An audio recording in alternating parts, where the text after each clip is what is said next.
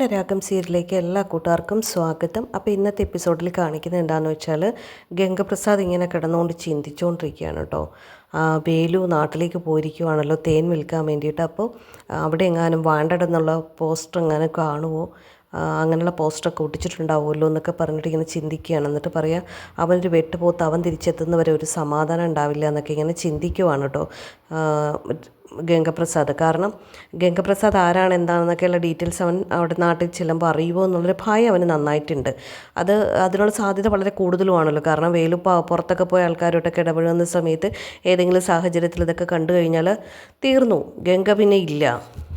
പിന്നീട് കാണിക്കുന്നത് നമ്മുടെ കല്യാണിനെ കാർത്തിയെ ലക്ഷ്മിയമ്മയാട്ടോ. അപ്പോൾ കാർത്തിയെ ചോദിക്കുക, എന്തിനാ കല്യാണി ഇത്രയധികം സാരി എന്ന് ചോദിക്കുമ്പോൾ കല്യാണി പറയാം, ഇത് തലേദിവസം എടുക്കാൻ, ഇത് കല്യാണം കഴിഞ്ഞിട്ടെടുക്കാൻ വേണ്ടിയിട്ട്, ഇതാണ് കേട്ടോ കല്യാണ സാരി എന്ന് പറഞ്ഞിട്ട് ചിരിച്ചുകൊണ്ട് കാണിക്കുക കേട്ടോ. അപ്പോൾ ശരിക്കും ഭയങ്കര സന്തോഷത്തിലാട്ടോ കല്യാണി സംസാരിച്ചുകൊണ്ടിരിക്കുന്നത്. അപ്പോൾ കല്യാണി കാർത്തിയോട് ചോദിക്കുക, ഇഷ്ടപ്പെട്ടോ എന്ന് ചോദിക്കാൻ പറയാം, നീ വലിയ ആർട്ട് ഡിസൈനറല്ലേ, പിന്നെ നീ എൻ്റെ കൂട്ടുകാരത്തി നൈന അതിൻ്റെ കുലപതിയും കൂടി, അപ്പോൾ നിങ്ങൾ രണ്ടുപേരും കൂടി എടുത്ത സാധനം എങ്ങനെ ഇഷ്ടപ്പെടാതിരിക്കും?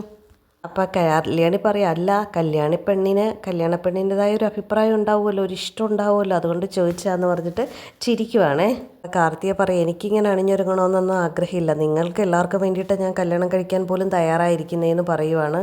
അപ്പോൾ ലക്ഷ്മിയമ്മ പറയാം, അങ്ങനെയാണെങ്കിലും കല്യാണി കെട്ടാൻ പോകുന്ന പയ്യനായിട്ട് സുഖമായിട്ട് ജീവിക്കണമെന്ന് ആഗ്രഹമൊക്കെ ഉണ്ട് എന്ന് പറഞ്ഞ് അവർ രണ്ടുപേരും കൂടി കാർത്തിയെ അങ്ങ് കളിയാക്കുവാണേ. ഇല്ലാന്നൊന്നും പറയുന്നില്ല, എല്ലാ ദിവസവും ദിലീപേട്ടൻ വിളിക്കുന്നുണ്ട്, അതിൻ്റെ ഒരു അടുപ്പം ഞങ്ങളുടെ ഇടയിൽ ഉണ്ട് താനും എന്ന് പറയുവാണേ. കല്യാണി പറയുവാണ്, കിരണേട്ടനെ പോലെ സ്നേഹിക്കാൻ അറിയാവുന്ന ഒരാൾ തന്നെയാണ് ദിലീപേട്ടനും, അതുകൊണ്ട് ചേച്ചി ഒന്നും കൊണ്ടും പേടിക്കണ്ട, നല്ലൊരു സൂപ്പർ ലൈഫായിരിക്കും എന്നൊക്കെ കല്യാണി പറയുവാണ്. അല്ലെങ്കിൽ ഗംഗാപ്രസാദിനെ പോലത്തെ ഒരു ഭീഷണി ഉണ്ടായിട്ട് പോലും കല്യാണത്തിൽ നിന്ന് പിന്മാറാതെ കൂടെ നിന്നു. അപ്പോൾ ലക്ഷ്മിയമ്മ പറയുക, അത് ശരിയാണ് മോളെ, ഇവളെ വിളിച്ച് ഇവൾക്ക് ആത്മവിശ്വാസം കൊടുക്കുമായിരുന്നു എന്ന് പറയുവാണ്. ലക്ഷ്മിയമ്മ പറയുവാണ്, കല്യാണി കാർത്തിക്കും എനിക്കും നേരെ ഗംഗപ്രസാദ് ടാർഗറ്റ് ചെയ്തിരിക്കുന്നതെന്ന് അറിഞ്ഞിട്ട് പോലും ദിലീപ് കല്യാണത്തിൽ നിന്ന് പിന്മാറിയില്ല. കാരണം ഇവളെ കല്യാണം കഴിക്കുന്ന ആൾക്കും എന്തായാലും അതിൻ്റേതൊരു ഭയം ഉണ്ടാവുമല്ലോ, അങ്ങനൊരു ഭയമൊന്നും ഇല്ലാത്തൊരു മോനായിരുന്നു. അതുമാത്രമല്ല പിന്നെ ധൈര്യമായിട്ട് മുന്നോട്ട് പോവുകയും ചെയ്തിരുന്നു. അപ്പോൾ കാർത്തിക പറയുക, ദിലീപേട്ടൻ്റെ അമ്മയ്ക്ക് കുറച്ച് പേടിയൊക്കെ ഉണ്ടായിരുന്നു. കല്യാണി പറയുക, അതെ ദിലീപേട്ടന് ഇതൊക്കെ ഒന്ന് അയച്ചു കൊടുക്കുക, ഇഷ്ടപ്പെട്ടോ എന്ന് നോക്കുമെന്ന് പറഞ്ഞപ്പോൾ കാർത്തിക പറയുക, അങ്ങനെ പ്രത്യേകിച്ച് ഇഷ്ടങ്ങളൊന്നും ഇല്ല. അപ്പോൾ ലക്ഷ്മിയും പറയാം, അല്ല മോളെ ഒന്ന് അയച്ചൊക്കെ കൊടുക്ക്. അപ്പോൾ കാർത്തിക പറയും, ഞാനിതെൻ്റെ സൗകര്യം പോലെ അയച്ചു കൊടുത്തോളാം എന്ന് പറഞ്ഞു. അവൾക്ക് ശരിക്കും ഒരു ചമ്മലായി. അതെല്ലാം എടുത്തുകൊണ്ട് കാർത്തിക അകത്തേക്ക് പോവാണ്. അപ്പോൾ ലക്ഷ്മിയമ്മയും കല്യാണി അവിടെ ഇരിക്കുകയാണ് കേട്ടോ. അപ്പോൾ ലക്ഷ്മിയമ്മ പറയാം, കല്യാണം വേണ്ടെന്ന് പറഞ്ഞവളാണ് ആ പോകുന്നത്, ഇപ്പോൾ ഭയങ്കര സന്തോഷത്തിലാണ്. അപ്പോൾ കല്യാണി പറയുക, അത് കല്യാണം കഴിയുമ്പോൾ കുറച്ചുകൂടി സന്തോഷം കൂടിക്കോളൂ എന്ന് പറയുവാണ്. പിന്നീട് കാണിക്കുന്ന മൂപ്പൻ്റെ വീട്ടിൽ മൂപ്പൻ മരുന്നടിക്കുന്നുണ്ട്, വള്ളിയും കൂടെയുണ്ട് കേട്ടോ. അപ്പോൾ ഗംഗപ്രസാദ് ജനൽ വഴി പുറത്തേക്ക് നോക്കുന്നുണ്ട്. അപ്പോൾ വേലു നടന്ന് വരുന്നുണ്ട് കേട്ടോ. അപ്പോൾ ഇവന് ആകെ ഒരു ആശങ്കയിലാണ്, കാരണം വേലു എല്ലാം അറിഞ്ഞിട്ടുണ്ടാവും എന്നുള്ളൊരു പേടിയിലാണ് കേട്ടോ നിൽക്കുന്നത്. അപ്പോൾ മൂപ്പൻ ചോദിക്കണം, എടാ നീ പോയിട്ട് നേരത്തെ ഇങ്ങ് വന്നല്ലോ എന്ന് പറയുമ്പോൾ വേലു പറയുന്നത് തേനിന് ആവശ്യക്കാർ ഒത്തിരി ഉണ്ടായിരുന്നു എന്ന് പറയുവാണ്. അതുപോലെ കൊടുക്കേണ്ട 1-2 കടകളിൽ കൊടുക്കാനും പറ്റിയില്ല, പിന്നെ അതുപോലെ 1-2 സാറന്മാർ വന്ന് തേനൊക്കെ വാങ്ങിക്കൊണ്ട് പോവുകയും ചെയ്തു എന്ന് പറയുവാണ്. നമ്മൾ കൊടുക്കുന്ന അതേപോലെ തന്നെ കടക്കാർ തേൻ കൊടുത്തു കഴിഞ്ഞാൽ തേന് പിടിച്ചുപറി കൂടിയനായിരുന്നു എന്ന് പറയാം. നമ്മളൊരു കുപ്പി തേൻ കൊടുത്താൽ അത് അവർ 10 കുപ്പിയാക്കിയാണ് വിൽപ്പന നടത്തുന്നത്, അതുകൊണ്ടാണ് തേൻ അത്ര ഡിമാൻഡ് ഇല്ലാത്തതെന്ന് പറയുവാണ്. അതെ നമ്മളൊരിക്കൽ നാട്ടിൽ പോയ സമയത്ത് ഒരു കുപ്പി തേൻ മേടിച്ചില്ല നോക്കാൻ വേണ്ടിയിട്ട്, അത് എന്തിനു കൊള്ളായിരുന്നു എന്ന് പറയുകയാണ് വള്ളി. അപ്പോൾ മൂപ്പൻ പറയും, നാട്ടിൽ അതൊക്കെ കിട്ടും, പിന്നെ നമ്മുടെ കയ്യിൽ നിന്ന് വാങ്ങിക്കുന്ന അതേ പൊടി വിൽക്കണമെന്നൊന്നും പറയുന്നില്ല, പക്ഷേ ഇത്രയും മോശമായ രീതിയിൽ വിൽക്കരുതെന്ന് മാത്രമേ പറയുന്നുള്ളൂ എന്ന് പറയുകയാണ്. അപ്പോൾ വള്ളി ചോദിക്കുകയാണ്, നീ പൈസയൊക്കെ കിട്ടിയപ്പോൾ ഷാപ്പിൽ പോയി ഒന്ന് മിനിങ്ങുമെന്ന് ചോദിക്കുമ്പോൾ വെയിൽ പറയേ, ഇല്ല മുത്തപ്പന് വയ്ക്കാൻ പോലും കള്ള് വാങ്ങിച്ചിട്ടില്ല. അപ്പോൾ വള്ളി പറയും, അതൊന്നും മേടിക്കണ്ട, കുടിക്കുകയും വേണ്ട, കാരണം നിൻ്റെ പെണ്ണിന് അത് ഇഷ്ടപ്പെടില്ല എന്ന് പറയുവാണ്. അപ്പോൾ വേലു പറയുക, കള്ള് കുടിച്ചില്ലെങ്കിൽ അവൾക്ക് ഇപ്പം എന്നോട് വലിയ താല്പര്യമൊന്നും ഇല്ല എന്ന് പറയുവാണ്. അകത്തേക്ക് കയറി വരുമ്പോൾ അവിടെ ഗംഗപ്രസാദ് ഇരിപ്പുണ്ട്. ഇവിടെ മറിഞ്ഞിരിക്കുമായിരുന്നു, ഞങ്ങളുടെ സംസാരം കേൾക്കാൻ വേണ്ടിയിട്ടെന്ന് ചോദിക്കുകയാണ്. അപ്പോൾ അല്ലാന്ന് ഗംഗ കാണിക്കുകയാണ്, എനിക്ക് ചെറിയ സംശയങ്ങളൊക്കെ ഉണ്ടെന്ന് വേലു പറയുവാണ്. ഉള്ളവർക്ക് നിന്നെ വലിയ വിശ്വാസമാണല്ലോ, അതുകൊണ്ട് ഞാനെല്ലാം അടക്കി പിടിച്ച് നിൽക്കുവാണെന്ന് വേലു പറയുവാണേ. വേലു അങ്ങ് പോവുകയാണ്. അപ്പോൾ ഗംഗ മനസ്സിൽ പറയുവാണ്, അവൻ അറിയേണ്ടതൊന്നും അറിഞ്ഞിട്ടില്ല, അറിഞ്ഞിരുന്നെങ്കിൽ ഒന്നെങ്കിൽ അവൻ്റെ കൂടെ ആരെങ്കിലും ഉണ്ടായിരുന്നെന്ന് എന്ന് പറയുവാണ്. പിന്നീട് കാണിക്കുന്ന നമ്മൾ ഒരുങ്ങുവാണ് കേട്ടോ, പൊട്ടൊക്കെ വെച്ച് നല്ല സുന്ദരിയായിട്ട് മുടിയൊക്കെ ചെയ്യും ഒരുങ്ങുവാണ്.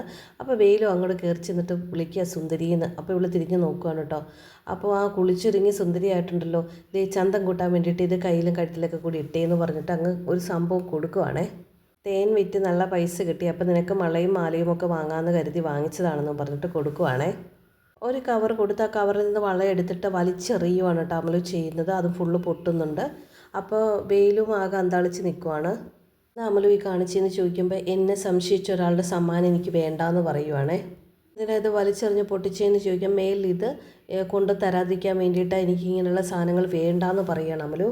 അപ്പോൾ വേലു ചോദിക്കും, ഇവിടെ കയറി കൂടിയവൻ തന്നാൽ നീ സ്വീകരിക്കുമല്ലോ. അപ്പോൾ അമലു പറയും, അതെ വിനായകട്ടൻ നല്ലൊരു മനുഷ്യനല്ല, നിങ്ങളെപ്പോലെ മൃഗത്തിൻ്റെ സ്വഭാവമല്ല, അതുകൊണ്ട് തന്നാൽ ഞാൻ സ്വീകരിക്കുമെന്ന് പറയുവാണ്.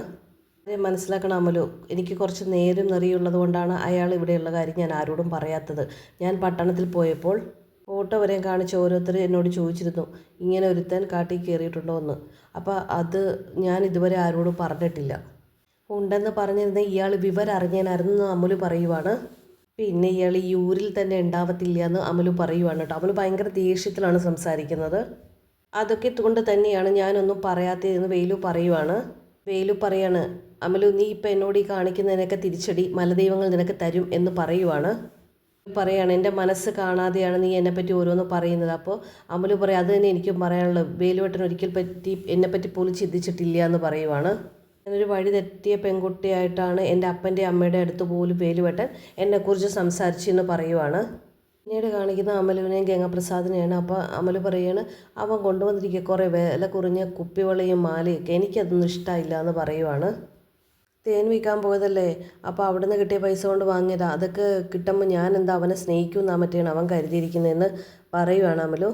അപ്പോൾ ഗംഗ കൈകൊണ്ട് കാണിക്കുക അവൻ്റെ തലയിൽ ആൾതാമസമില്ല, തലച്ചോറും ഇല്ലയെന്ന്. അപ്പോൾ അമലു അത് പറഞ്ഞ് ചിരിക്കുകയാണ്. അത് എനിക്കറിയാൻ വിനായകേട്ടാ, അവൻ്റെ തലയിൽ ആൾതാമസവും തലച്ചോറും ഇല്ലയെന്ന്. വിനായകൻ അമലുവിൻ്റെ ദേഹത്തിങ്ങനെ ഷോൾഡറിൽ കൈവച്ചിട്ട് പറയും, നീ സൂപ്പറായിട്ടുണ്ടെന്നൊക്കെ പറയണേ. അപ്പോൾ അമലു ചോദിക്കുക, ഞാൻ സുന്ദരിയായി എന്നാണോ പറയുന്നതെന്നൊക്കെ ചോദിക്കുവാണ്. അപ്പോൾ അമലു പറയും, എനിക്കറിയാം എന്നോടുള്ള ഇഷ്ടം എത്രയാണെന്നൊക്കെ പറഞ്ഞിട്ട് വിനായകൻ്റെ ദേഹത്തിങ്ങനെ ചാഞ്ഞ് നിൽക്കുവാണേ. അവരങ്ങനെ കെട്ടിപ്പിടിച്ച് നിൽക്കുന്നതാണ് കേട്ടോ പിന്നെ കാണിക്കുന്നത്. പൊട്ടി കുപ്പിവള കയ്യിൽ വെച്ചുകൊണ്ടിരിക്കുന്ന വേലുവിനെയാണ്.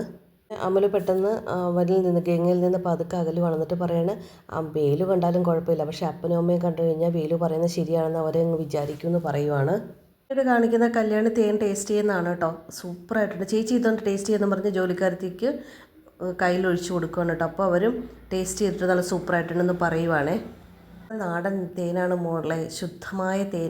അപ്പോൾ കല്യാണി പറയും, ഞാനും ഇത്രയും ടേസ്റ്റുള്ള തേൻ ഇതുവരെ ടേസ്റ്റ് ചെയ്തിട്ടില്ല എന്ന് പറയണം. അപ്പോൾ ബൈജുവും കിരണും ഒക്കെ അങ്ങോട്ട് വരുവാണേ. കാട്ടിലെ തേനീച്ച കൂട്ടത്തിൽ നിന്ന് എടുത്ത തേനാണ് ബൈജു പറയുക.